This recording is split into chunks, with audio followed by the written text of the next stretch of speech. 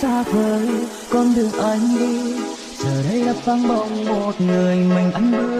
anh bước trên cô đơn, từng giọt nước